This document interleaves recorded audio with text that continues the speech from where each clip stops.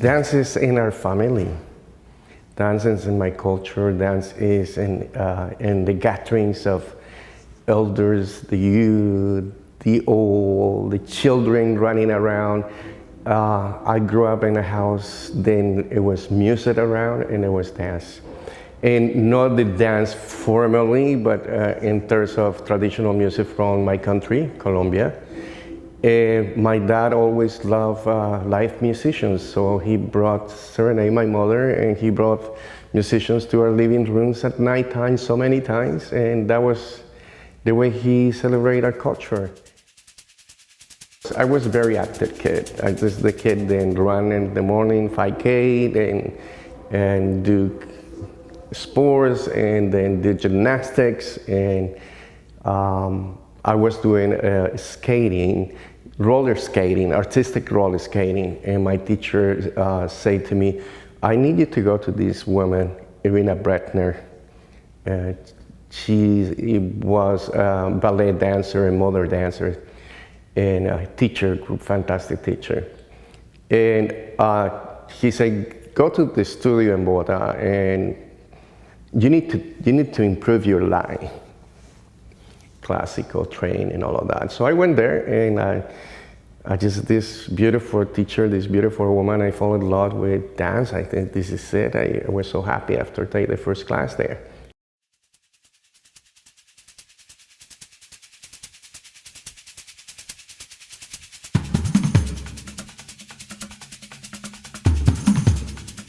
These forms between the classical, the contemporary, the traditional, finding that different parts of myself in it, and that many different identities than we have, and I have as a dancer. And that was really powerful. And then, well, I just keep dancing and formally, and then joined the contemporary company, and then I passed an audition for the National Ballet of Colombia. So I danced with the company. I went to basically join that company, and then the company was also part of the opera. So we were the opera company for the opera big productions with directors from La Scala de Milano, Germany, and all of that, and I did Turandot, these big operas. And I learned a lot with that. So my curiosity was always in the pulse of what this person is doing. The director, the choreographer. All of this happened and took me to, I went to New York and trained because I saw Albinelli in Colombia, and actually I had a great chat with Albinelli. I was a kid. I don't know that he was Albinelli. I was at the Teatro Colón in Bogota, and there was this guy at the door, and I tried to sneak in at the artist's door, and there's this man there having a cigarette, and we're just chatting in my broken English, he's in broken Spanish. And we just chat for a while, and then he said, hold here, and he just brought me a bunch of books of dance that I still had with me. Then in his tour, he collected these books, and he just gave it to me. And I said, I want to take the class. He said, oh, come tomorrow. And I just joined the company, taking the class with this beautiful dancer. Then they're super tall, and the legs are flying out. There's just little Colombian guy there, brown boy, in the middle of that.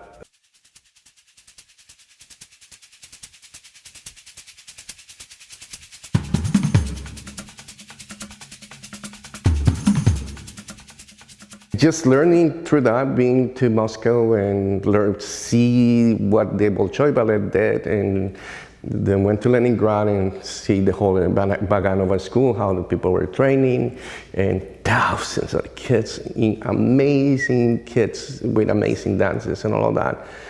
So all of that incredible world opened to me, and I danced with different projects then after, with opera, contemporary dance, theater, different world, completely different world opened to me in that.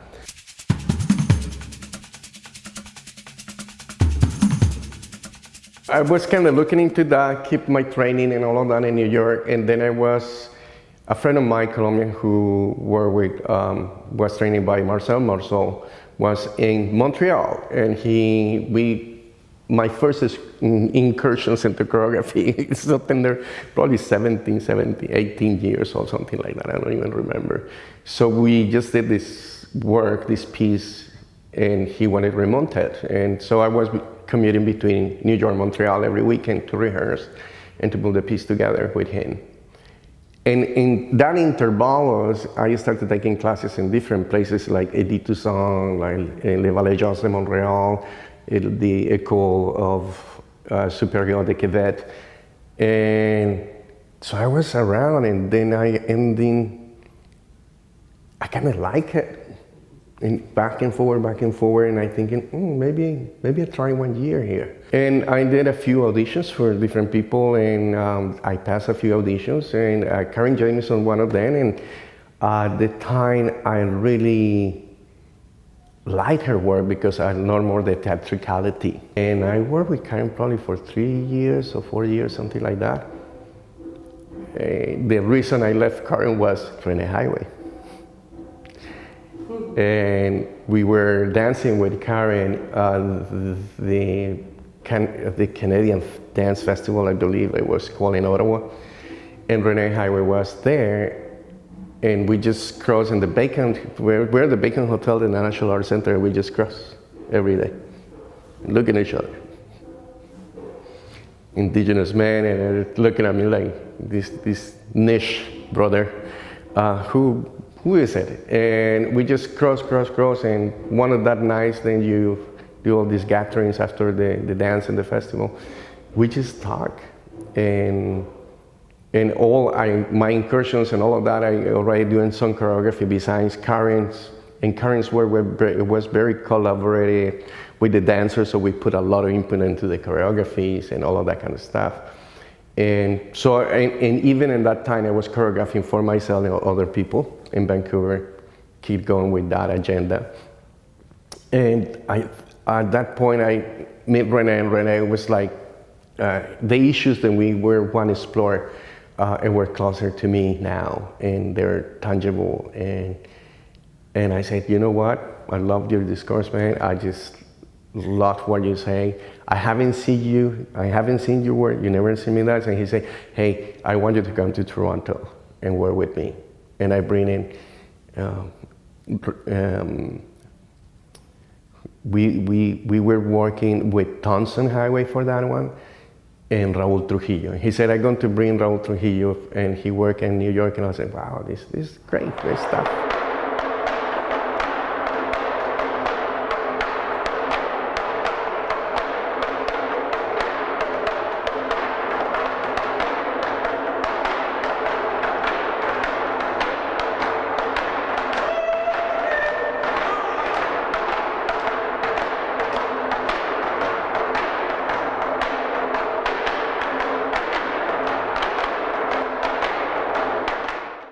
I just came to this incredible place and working with these two incredible, beautiful, powerful creators. It's Rene Highway, is Raul Trujillo, and also with the underscore of Thompson Highway. That was a really phenomenal time. At the time I was questioning my identity. What about us in the Americas? What about where we're coming from? What about all these things that I was exposed when I was a kid? And I traveled all over my country and learning all this. What is that knowledge? And now then I joined Rene and Raul. There it is. Everything started to glue. Everything started coming out. And I feel at home.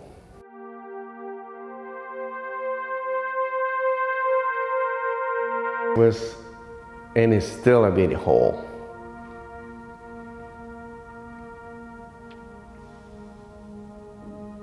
Just give me a second.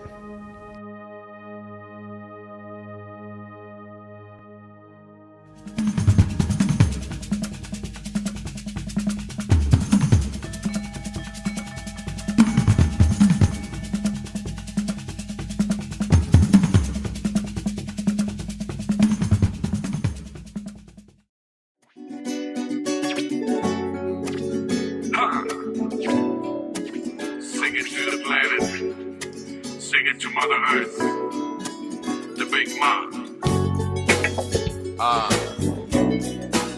No le echen tierra a esto. Ajá.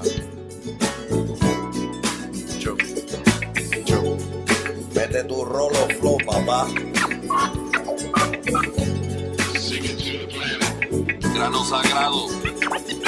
Pacha, Pachamama. Pacha, pa, mi Pachamama. So I had the opportunity to shadow great directors, and one of them it was Norman Jewison. He invited me to one of his more theatrical pieces, and I just loved the way he worked. I mean, he reminded me the same experience I had with the conductor of the symphonic orchestra, because he was behind the camera and he was so excited, and he's like doing gestures and there. Okay, we just moved to this. And I look in the movement of the cameras, this lighting and the setting, and that was, again, old film. It was required a lot of trucks, power and all that. And I went into film, and I did some incursions into choreography for film, and that was a great experience. And then I went into writing, co-directing, and creating for film.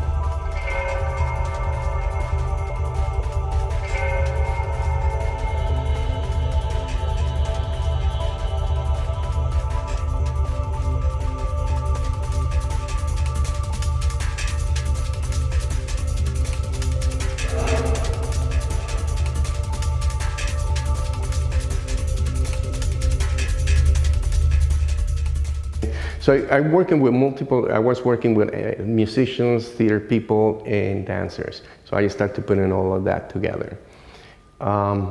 Then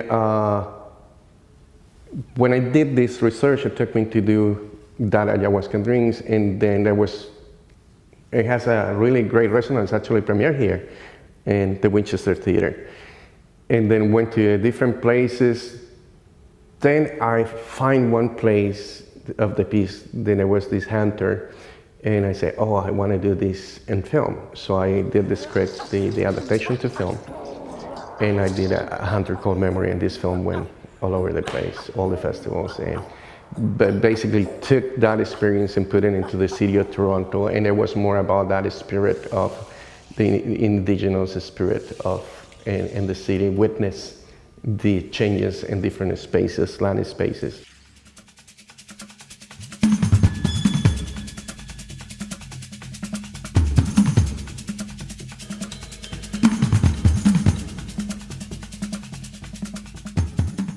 We brought these masters from different to teach us, not only from the physical, philosophical, and spiritual beliefs, where is behind that dance, and how that informed the contemporary aspect of contemporary modern dance and indigenous, which is still scratching the surface.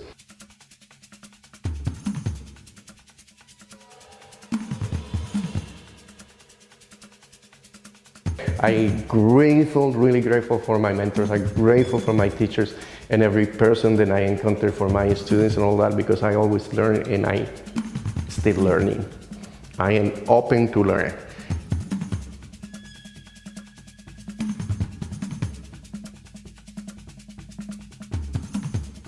It's like I'm living in these two different Canadas, indigenous Canada and non-indigenous Canada. And it's two different worlds. It's in the power that that place have, and although it's been, the whole fracture, the whole colony, all of these things, but people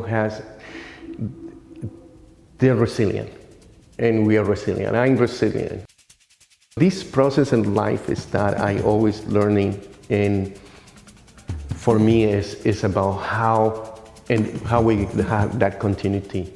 How I get all these, how I pass these tools that I've been given to me, and then it's my responsibility right now, in the age that I am, and the place that I am, to pass that tools.